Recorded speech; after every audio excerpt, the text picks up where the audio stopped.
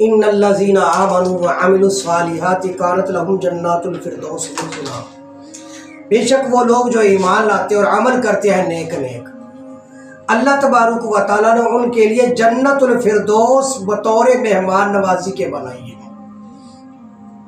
یعنی جہاں بھی آپ دیکھیں کہ قرآن مقدس میں ایمان کے ساتھ اعمال کا تذکرہ موجود ہے، یعنی اعمال کے اندر کیا آتا ہے؟ روزہ، حج، زکوٰۃ، صدقہ، خیرات، یہ ساری چیزیں اعمال کے اندر شامل ہیں۔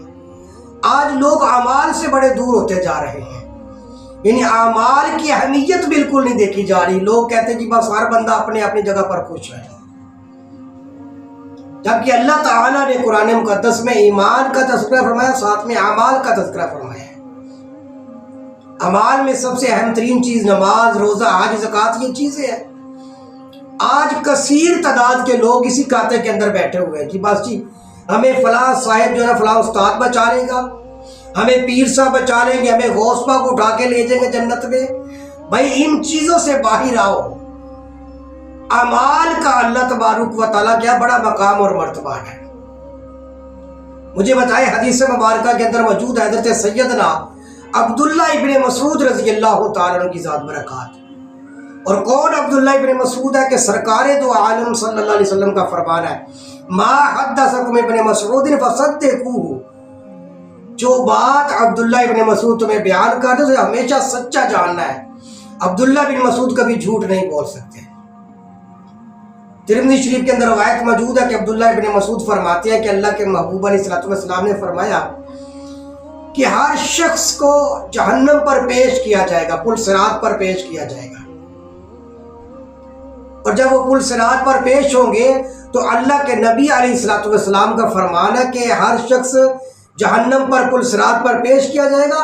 پھر آپ نے فرمایا کہ پل صراط کو پار کرنے ہر شخص پل صراط کو پار کرے گا بِأَعْمَالِهِمْ، اپنے اعمال کی طاقت کی بنیاد پر۔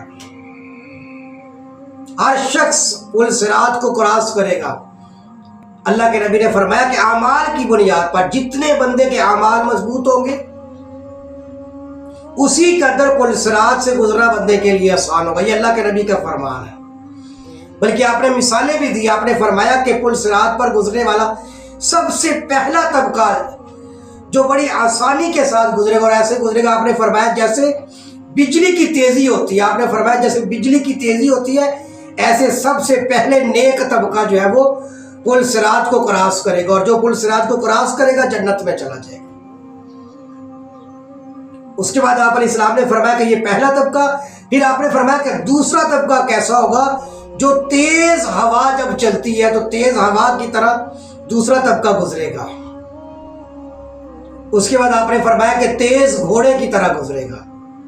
پھر آپ نے فرمایا کہ اس اونٹ کی طرح جو جس کے کجاوے پر ایک مسافر بیٹھا ہوتا ہے اس کی تیزی کی طرح گزرے گا۔ پھر آپ نے فرمایا کہ کچھ لوگ ایسے ہوں گے جو تیز آدمی کی دوڑ کی طرح سے گزرے گے، جیسے تیز آدمی دوڑتا ہے۔ تو اللہ کے نبی علیہ السلام نے ارشاد فرمایا کہ اب یہ پل صراط کو جو بندہ کراس کرے گا تو ہر شخص پل صراط کو کراس اپنے اعمال کی بنیاد پر کرے گا۔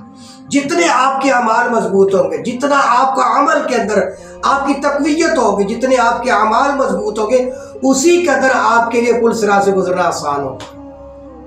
لیکن آج یہاں پر دیکھا جاتا ہے کہ ہر بندہ اعمال کو چھوڑ کے بیٹھا ہوا ہے۔ نماز میں کوئی تقویت نہیں ہے، نماز، روزہ، حج، زکوٰۃ کی طرف کوئی بندہ جاتا ہی نہیں۔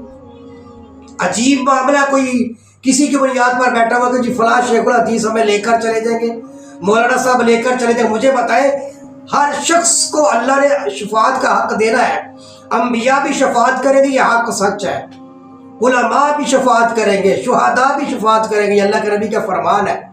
ان کی شفاعت اپنی جگہ پر حق اور سچ ہے، لیکن اللہ کے نبی کا فرمان جو سب سے بڑے امام اعظم ہے، مجھے بتائے حضور کا یہ جو فرمان ہے کہ ہر شخص قیامت والے دن اپنے اعمال کی بنیاد پر پل صراط کو کراس کرے گا۔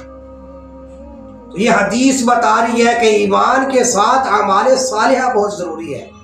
نماز کی تقویت انسان کو ملے گی قیامت والے دن، روزہ کام آئے گا، حج کام آئے گا، زکوٰۃ کام آئے گی، جہاد کام آئے گا، صدقہ خیرات کام آئے گا، والدین کی خدمت کام آئے گی، اور محلے داروں کے ساتھ حسن سلوک، صلہ رحمی، یہ ساری چیزیں قیامت والے دن تقویت دیں گی اور ہمارے لیے پل صراط سے گزارنے کے لیے آسانیاں پیدا فرمائے گی۔